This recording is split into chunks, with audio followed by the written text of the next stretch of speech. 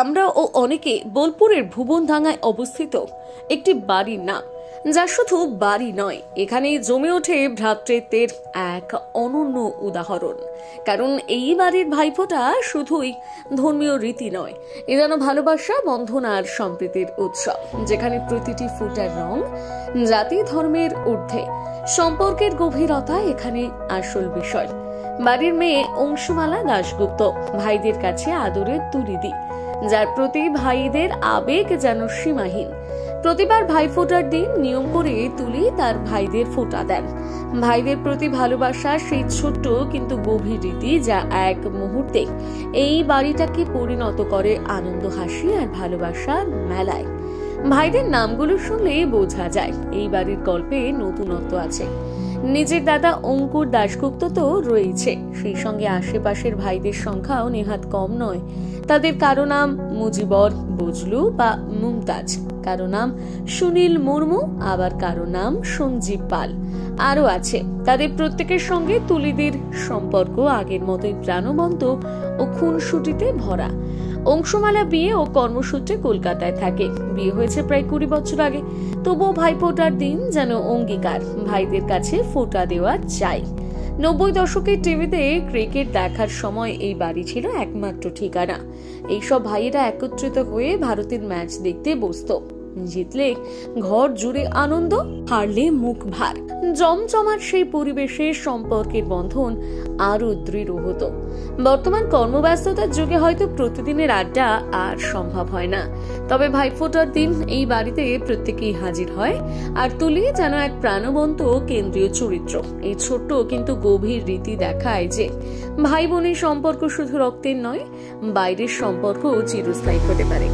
সম্প্রীতির এই উদাহরণ, ধর্ম যার যার, উৎসব সবার, বাণীকে সার্থক করে তুলেছে। CCTV news, Bolpur.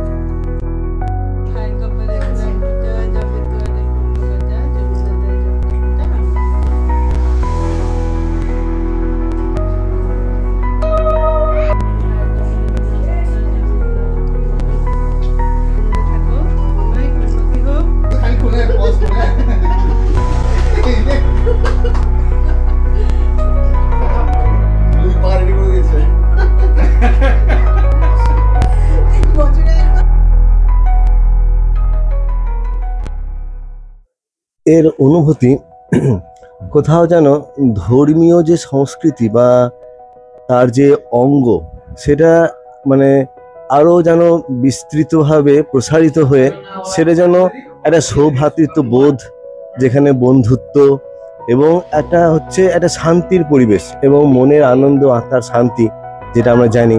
সে খুব মিস করি যে এই বাড়িকে কেন্দ্র করে যে আমাদের একটা অদ্ভুত একটা কর্মকাণ্ড ছিল, যেখানে একসঙ্গে ক্রিকেট খেলা দেখা, পিকনিক করা, হই হুল্লোড় করা, আনন্দ করা এবং ক্যারাম বোর্ড খেলা, লুডো খেলা, মানে এভরিথিং। এমন কোনো কাজ নেই যে এই বাড়িটা কেন্দ্র করে হয়নি। এবং এই বাড়িতে মানুষজন এবং আমাদের যে বন্ধু বান্ধব সার্কেল ছিল, তারা সবাই এখানে এসে কিন্তু মিলিত হতো।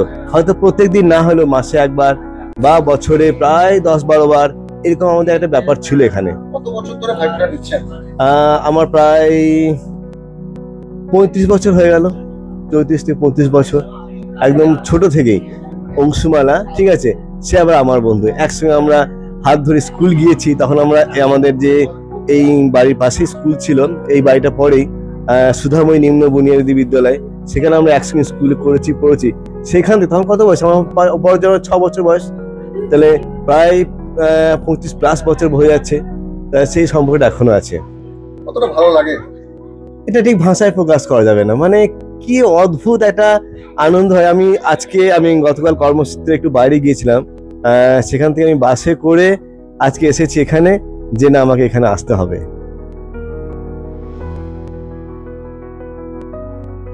ভালো লাগাটা যে এতটাই আনন্দের, এতটাই সুখের, যে সেই কারণে একদম কলকাতা থেকে প্রত্যেক বছর দৌড়াতে আসি, যাতে সব ভাইদেরকে, সব দাদাদেরকে একসাথে একটা প্ল্যাটফর্মে আমরা কাছে পাই।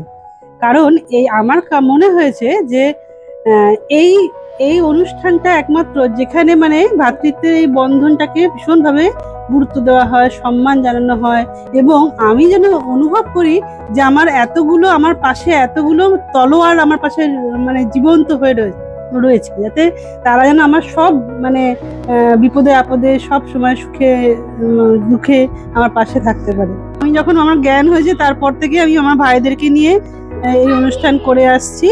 আমার সব পাড়ার ছোট ছোট ভাইরা তখন থেকে এখন অবধি, তারা এখন বড় হয়ে গেছে, সংসার হয়ে গেছে, তারা এখন বাবা হয়ে গেছে, তারা এখন আবার তাদের ছেলে মেয়েদেরকে নিয়ে আসে। আমার এই নেক্সট জেনারেশন, আমার মেয়ে, দাদার ছেলে মেয়ে, এরা আবার ভোটা দেয়। এটা একটা অন্যরকম অনুভূতি। আর এইটাই তো সেই টানটা যেটা আমি বলছিলাম, এটা অব্যক্ত একটা অনুভূতি, যেটা মানে এই টানটা তারাও অনুভব করে, আমি একা না, তারাও করে বলে এটা একটা যুগলবন্দি। কিছুই কোনো হেতু না, ওই টানটাই হেতু, যেটার জন্য সবাই দৌড়ে দৌড়ে আসে আর কি। খুব ভালো লাগে, আমার খুব তৃপ্তি, পরম তৃপ্তি। শুধু তাই নয়, মানে আমার যে ভাইরা আজকে বিশেষ কারণে একদম যারা অ্যাব্রডে আছে, বাইরে আছে, বিদেশে আছে, তারা কিন্তু এই দিনটার এই টানের কারণেই সকাল থেকে ফোন করেছে। এখন তো মানে ভিডিও কলের দৌলতে তাদেরকে আমি ফোঁটা দিয়েছি। এটাও একটা মানে এক্সট্রা পাওনা আর কি আমার কাছে।